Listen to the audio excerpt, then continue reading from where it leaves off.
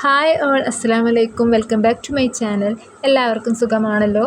അപ്പോൾ ഇന്ന് ഞാനിവിടെ വന്നിരിക്കുന്നത് പഴം കൊണ്ടുള്ള കൊഴുക്കട്ട റെസിപ്പിയുമായിട്ടാണ് കേട്ടോ. എൻ്റെ വീഡിയോ ആദ്യമായി കാണുന്നവരുണ്ടെങ്കിൽ ലൈക്കും സബ്സ്ക്രൈബും ചെയ്ത് സപ്പോർട്ട് ചെയ്യണേ. എന്നാൽ നമുക്ക് നേരെ വീഡിയോയിലോട്ട് പോയാലോ. അപ്പോൾ കൊഴുക്കട്ട ഉണ്ടാക്കാനായിട്ട് ഞാനിവിടെ കുറച്ച് തേങ്ങ എടുത്തിട്ടുണ്ട്, 2 നേന്ത്രപ്പഴം എടുത്തിട്ടുണ്ട് കേട്ടോ. പിന്നെ വേണ്ടത് ശർക്കരയാണ്. ശർക്കര ചെറുതാക്കി പൊടിച്ച് വെച്ചതാണിത്. ഒരു 3 അണി ശർക്കര എടുത്തിട്ടുണ്ട് കേട്ടോ. കൊഴുക്കട്ട ഉണ്ടാക്കാനായിട്ട് കുറച്ച് മാവ് കുഴക്കേണ്ടതുണ്ട്. അതിനായിട്ട് ഞാൻ ഇവിടെ ഒരു പാത്രം വെച്ച് കൊടുത്ത് അതിലേക്ക് ഞാൻ 1.5 ഗ്ലാസ് വെള്ളമാണ് ഒഴിച്ച് കൊടുത്തിട്ടുള്ളത്. കൂടെ 1 സ്പൂൺ വെളിച്ചെണ്ണയും ആവശ്യത്തിന് ഉപ്പും ചേർത്ത് കൊടുത്തിട്ടുണ്ട്. ഇനി ഈ വെള്ളം തിളച്ച് വരുന്ന സമയത്ത് ഇതിലേക്ക് 1 ഗ്ലാസ് അരിപ്പൊടിയാണ് ചേർത്ത് കൊടുക്കുന്നത്. 1.5 ഗ്ലാസ് വെള്ളത്തിലേക്ക് 1 ഗ്ലാസ് അരിപ്പൊടിയാണ് ഇട്ട് കൊടുക്കുന്നത് കേട്ടോ. ഇത് നല്ലപോലെ ഒന്ന് ഇളക്കിയെടുക്കാം. കുഴച്ചെടുക്കാനുള്ള ഒരു കൺസിസ്റ്റൻസിയിലാക്കി എടുക്കണം കേട്ടോ. നേന്ത്രപ്പഴം പുഴുങ്ങി എടുക്കേണ്ടതുണ്ട്. അതിനായിട്ട് ഞാൻ അടുത്ത അടുപ്പിൽ നേന്ത്രപ്പഴം പുഴുങ്ങാനായി വെച്ചിട്ടുണ്ട് കേട്ടോ.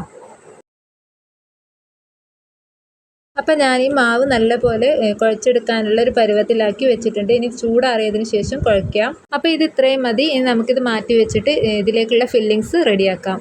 അപ്പോൾ ഞാനിതാ ഇവിടെ ഒരു പാൻ വെച്ച് കൊടുക്കുന്നുണ്ട്. ഇത് ചൂടായി വരുന്ന സമയത്ത് ഇതിലേക്ക് അല്പം നെയ്യ് ഒഴിച്ച് കൊടുക്കാം. പാനൊക്കെ ഇതാ നല്ലപോലെ ചൂടായി വന്നിട്ടുണ്ട്. ഇതിലേക്ക് പൊടിച്ച് വെച്ചിട്ടുള്ള ശർക്കര ചേർത്ത് കൊടുക്കാം.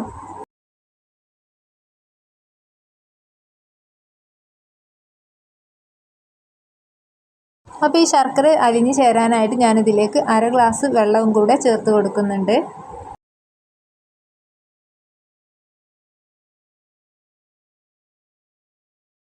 ഇനി ഇത് നല്ലപോലെ ഒന്ന് ഉരുക്കിയെടുക്കാം. അപ്പോൾ ശർക്കര ഇതാ നല്ലപോലെ ഉരുകി വന്നിട്ടുണ്ട്. ഈ സമയത്ത് നമുക്കിതിലേക്ക് തേങ്ങ ചിരകിയത് ചേർത്ത് കൊടുക്കാം. എന്നിട്ട് പെട്ടെന്ന് തന്നെ നല്ലപോലെ ഒന്ന് മിക്സ് ചെയ്തെടുക്കാം. ഈ തേങ്ങൻ്റെ കൂടെ നട്ട്സുകൾ എന്തെങ്കിലും ഉണ്ടെങ്കിൽ അത് ഇട്ട് കൊടുക്കാം കേട്ടോ. ഞാനിതിലൊന്നും ചേർത്ത് കൊടുക്കുന്നില്ല. ചേർത്ത് കൊടുത്താൽ ഒന്നുകൂടെ ടേസ്റ്റ് കൂടും.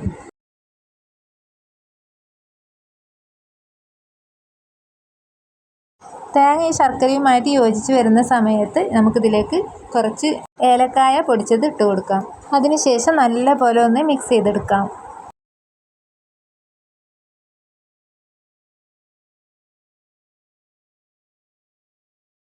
അപ്പോൾ ഞാൻ നല്ലപോലെ മിക്സ് ചെയ്തെടുത്തിട്ടുണ്ട്. ഇനി ഞാനിതിലേക്ക് 1 സ്പൂൺ നെയ്യ് കൂടെ ചേർത്ത് കൊടുക്കുന്നുണ്ട്.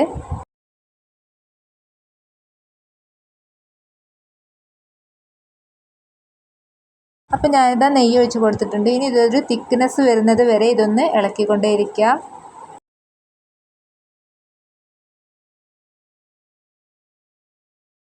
അപ്പോൾ തേങ്ങയൊക്കെ ഇതാ നല്ലപോലെ തിക്കായി വന്നിട്ടുണ്ട്. നമുക്ക് ഉരുട്ടിയാൽ ഇങ്ങനെ ഉരുള പോലെ നിൽക്കുന്ന ആ ഒരു കൺസിസ്റ്റൻസി ആയിരിക്കണം കേട്ടോ ഇതിന്. അപ്പോൾ ഇത് ഇത്രയും മതി. ഇനി നമുക്കിത് മാറ്റി വെക്കാം. അപ്പം നമുക്ക് അരിമാവ് കുഴച്ചെടുക്കേണ്ടതുണ്ട്. അതിൻ്റെ കൂടെ തന്നെ നമുക്ക് നേരത്തെ പുഴുങ്ങി വെച്ചിട്ടുള്ള പഴവും കൂടെ ഇതിലേക്ക് ഇട്ട് കൊടുക്കാം. ഞാൻ ഈ പഴം വെച്ചിട്ടാണ് മാവ് കുഴച്ചെടുക്കുന്നത് കേട്ടോ. കുഴയ്ക്കുന്ന സമയത്ത് കുറച്ച് റഫായിട്ട് തോന്നുന്നുണ്ടെങ്കിൽ കുറച്ച് മാത്രം വെള്ളം ചേർത്തിട്ട് കുഴയ്ക്കാം.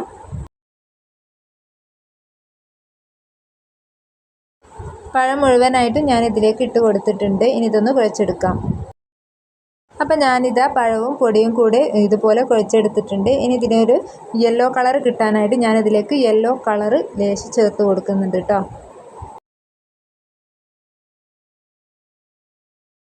അപ്പം ഞാനിതാ കളർ ചേർത്തതിന് ശേഷം നല്ലപോലെ ഒന്നുകൂടെ കുഴച്ചെടുത്തിട്ടുണ്ട്.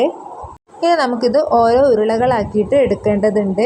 ഇത് പൊടി ആയതുകൊണ്ടിട്ട് തന്നെ ഒട്ടിപ്പിടിക്കാനുള്ള ചാൻസ് ഉണ്ട്. അതിനാൽ ആദ്യം തന്നെ കയ്യിൽ കുറച്ച് നെയ്യോ ഓയിലോ എന്തെങ്കിലും കയ്യിലാക്കിയിട്ട് വേണം ഉരുളകളാക്കി എടുക്കാനായിട്ട്.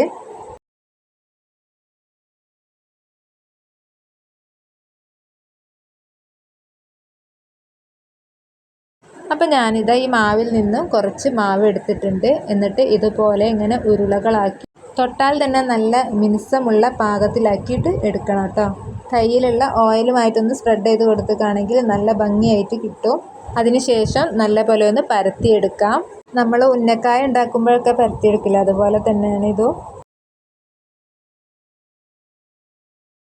അപ്പം ഞാനിതാ മാവ് നല്ലപോലെ പരത്തിയെടുത്തിട്ടുണ്ട്. ഇനി ഇതിൻ്റെ സെൻട്രലായിട്ട് നമുക്ക് ഇതിൻ്റെ ഫില്ലിങ്സ് നിറച്ച് കൊടുക്കാം. അതിനുശേഷം ഫില്ലിങ്സ് പുറത്തേക്ക് കാണാത്ത വിധം നല്ലപോലെ ഒന്ന് കവർ ചെയ്തെടുക്കണം. വൈകുന്നേരം സ്നാക്സ് ആക്കിയിട്ട് കുട്ടികൾക്കൊക്കെ ഉണ്ടാക്കി കൊടുക്കാൻ പറ്റിയിട്ടുള്ള ഒരു വിഭവമാണ് കേട്ടോ ഇത്. കവർ ചെയ്തതിന് ശേഷം നല്ലപോലെ ഒന്നുകൂടെ ഉരുട്ടിയെടുക്കാം.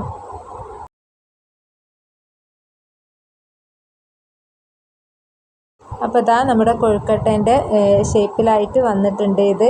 ഇപ്പോൾ കുറച്ച് നെയ്യ് കൂടെ തടവി കൊടുത്തതിന് ശേഷം നമുക്കിത് പ്ലേറ്റിലേക്ക് മാറ്റി വെക്കാം. ഇനി ബാക്കി വന്ന മാവ് ഇതുപോലെ തന്നെ ഓരോ ബോളുകളാക്കിയിട്ട് പ്ലേറ്റിലേക്ക് മാറ്റി വെക്കാം.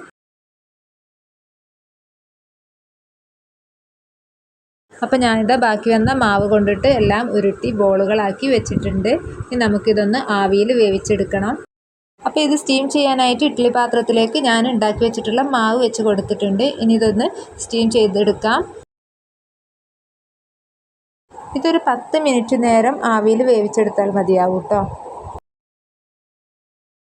ഒരു 10 മിനിറ്റിന് ശേഷം ഞാനിതാ കൊഴുക്കട്ട എല്ലാം ഒരു പ്ലേറ്റിലേക്ക് മാറ്റിയിട്ടുണ്ട്. നമ്മുടെ പഴം കൊഴുക്കട്ട ഇവിടെ നല്ലപോലെ റെഡിയായി വന്നിട്ടുണ്ട്. അപ്പോൾ ഇന്നത്തെ വീഡിയോ എല്ലാവർക്കും ഇഷ്ടമായിട്ടുണ്ടാവുമെന്ന് വിചാരിക്കുന്നു. ഇഷ്ടപ്പെട്ടാൽ ലൈക്കും സബ്സ്ക്രൈബ് ചെയ്ത് സപ്പോർട്ട് ചെയ്യുക. പുതിയൊരു വീഡിയോയുമായി വരുന്നത് വരേക്കും എല്ലാവർക്കും ബായ്.